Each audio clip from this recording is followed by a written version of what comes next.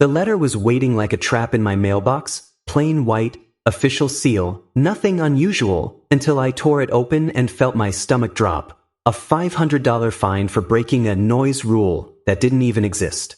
I lived alone, no parties, no loud music, and I had memorized the bylaws when I moved in. There was no such rule. Furious, I stormed into the HOA office, only to find President Richard Caldwell sitting like a king behind his desk, smirking as he told me maybe I didn't have the updated copy, refusing to show proof. That grin, that dismissive wave of his hand, it was the kind of arrogance that told me this was no mistake. And when my neighbors began avoiding me, cutting conversations short, and an old veteran finally whispered the truth, that Caldwell and his cronies invented unwritten rules to destroy anyone they didn't like, I realized I wasn't just paying a fine. I had just stepped onto a battlefield where the real fight was power, control, and survival. The next morning, I thought reason would win. Maybe it was all a clerical error, until I realized silence was the neighborhood's real law. I knocked on doors, tried to talk to neighbors, but every smile cracked into fear when Caldwell's name came up. Conversations ended mid-sentence, curtains twitched shut, and suddenly I felt like a criminal for even asking questions. Then came the second letter, repeat offender, $750 fine. My car's windshield was spray-painted with the words rule breaker in dripping red. I knew this wasn't random, it was deliberate intimidation, and Caldwell wanted me to bend. But instead of fear, something darker ignited in me. I wasn't going to be another victim who packed up and left. That night, surrounded by stacks of papers and the blue glow of my laptop, I dove into the HOA archives like a detective with nothing left to lose. Buried in the meeting minutes from 2019, I found a reference to Appendix C, a policy on noise violations. But Appendix C was missing, torn clean out of the record. More missing pages appeared in the years that followed, like someone had been carving history with scissors. Then I found it, an older, dusty box in the city library's archive, forgotten by time. Inside was the original document, the very appendix Caldwell had erased, and in bold print, it read, "Proposal rejected. No unwritten rules may be enforced without official amendment." Caldwell hadn't just bent the rules, he had rewritten reality. The night after my discovery, I caught movement outside my window.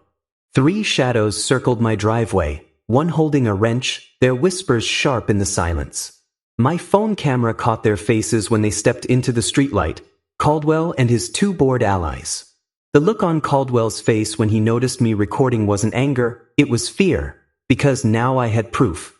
The police took my report the next morning, but Caldwell's influence was obvious when the officers sighed and muttered, "We'll look into it." Nothing happened, but I realized something important. For the first time, Caldwell was rattled. Word spread faster than I expected. A quiet knock came at my door one evening. It was Mrs. Alvarez, clutching a stack of violation letters for unauthorized garden decor. Then the Lees, fined for their toddlers crying. One by one, neighbors confessed how Caldwell had bled them dry with fabricated rules. They weren't weak, just terrified, living in cages built of fines and fear. I laid out the evidence on my dining table, missing pages, fake rules, proof of fraud, and said the words nobody dared, "We can take him down." At first, silence, then a nod, then another. In that moment, our neighborhood stopped being victims and became an alliance. The next HOA meeting was supposed to be routine, but the air crackled like a storm. Caldwell sat at the front, smug as ever, flanked by his loyal board members. I waited until new business, and then stood, my voice steady despite the adrenaline burning through me. One by one, I laid out the documents on the projector, the missing appendix, the original bylaws, the fake fines. Gasps filled the hall as neighbors leaned forward, anger flashing in their eyes. "These rules don't exist," I said, my voice echoing. "They never did. Caldwell lied to us for years." Caldwell jumped to his feet, shouting about fabrications and forgeries, but the more he spoke, the more desperate he sounded.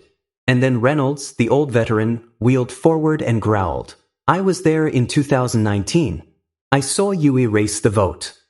The room erupted, shouts, demands, chants of resign. Resign. Caldwell's empire cracked right there under fluorescent lights.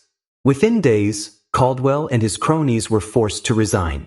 A city audit revealed years of misused funds, sham maintenance projects, and thousands stolen from the community. For the first time since moving in, I felt the air lighten. Neighbors smiling, children playing, people no longer afraid of speaking. Our alliance became the new board, and for once the HOA served the people, not the tyrant. My fake fines were erased, and the balance sheets were made transparent. It felt like victory, pure and final. But battles like these never end clean. A week later, I found another envelope in my mailbox. No logo, no signature, just one typed line. You may have won this round, but you have no idea what's coming next. That night, I saw Caldwell's empty house across the street, blinds drawn, dark as a tomb.